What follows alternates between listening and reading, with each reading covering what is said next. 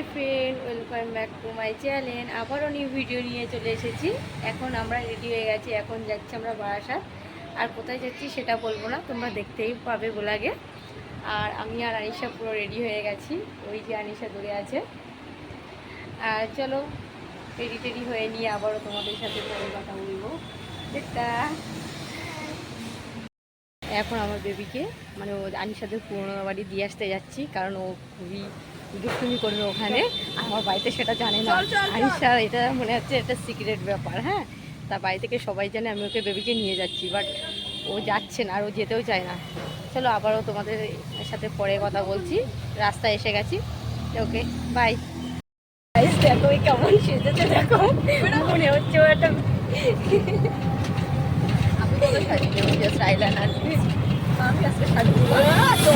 আজকে শাড়ি মেকআপ করিনি, কোনো মেকআপ করিনি।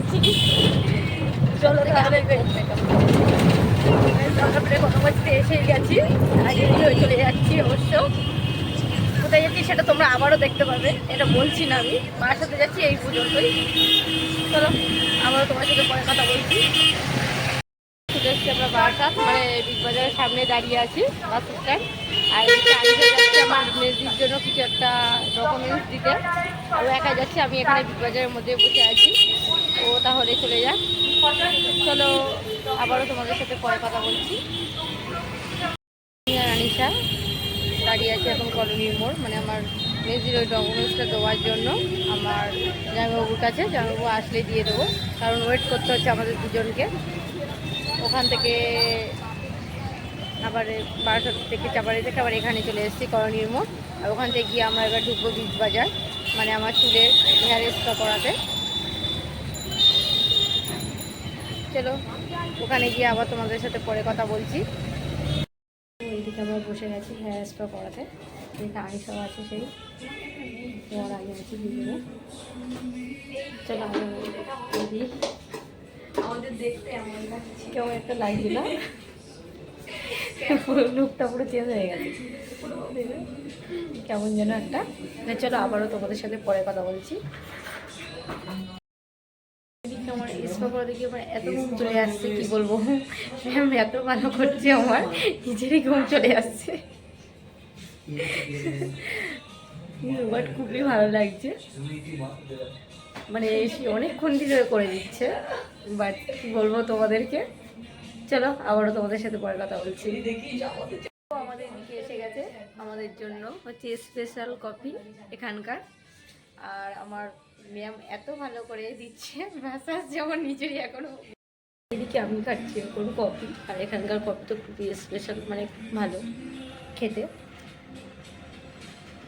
আর ওইদিকে আনিশা করছে এখন ম্যাসাজ। আনিশা কেমন লাগছে?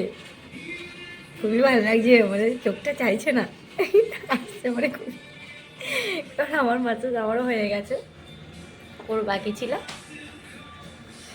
তার জন্য। আর চলো আবারও তোমাদের সাথে পরে কথা বলছি।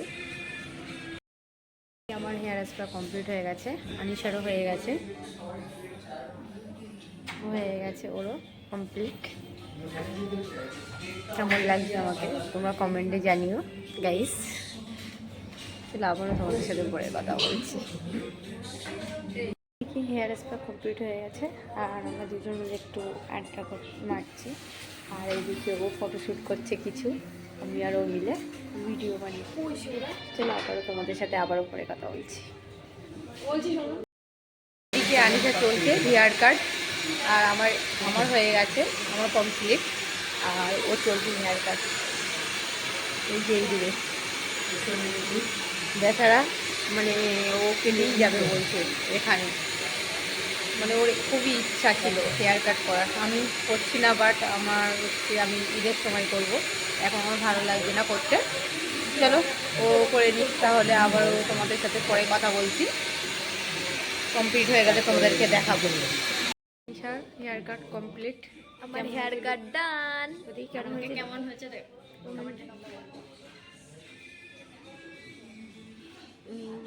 কেমন হয়েছে তোমরা কমেন্টে জানিও গাইস ওর হেয়ার কাট। আর বাট আমি করছি না এখন, তোমাদেরকে আবারও পরে বলবো। আর এই হেয়ার কাটটা কেমন বড় লং ছিল, আর ও কী করলো আমার দেখেই কেমন হচ্ছে। আর এইদিকে পড়ে আছে হেয়ার কাটগুলো। এই যে দেখতে পাচ্ছ গাইস কেমন হচ্ছে আমার। চলো তোমাদের সাথে আবারও পরে কথা বলছি। যাচ্ছি মানে হেয়ার কাট পুরো কমপ্লিট হয়ে গেছে, তার জন্য চলো তোমাদের বাইরে বাড়িয়ে যেতে আবারও তোমাদের সাথে পরে কথা বলছি।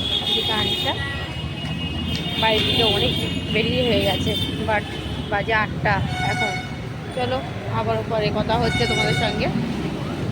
সো ফাইনালি আমি বাড়ি চলে এসেছি, আর এসে আবার আনিশাতে পুরনো বাড়িতে গেছি, মানে বেবি ছিল ওখানে, ওকে আনতে আমি আর আনিশা টোটো করে।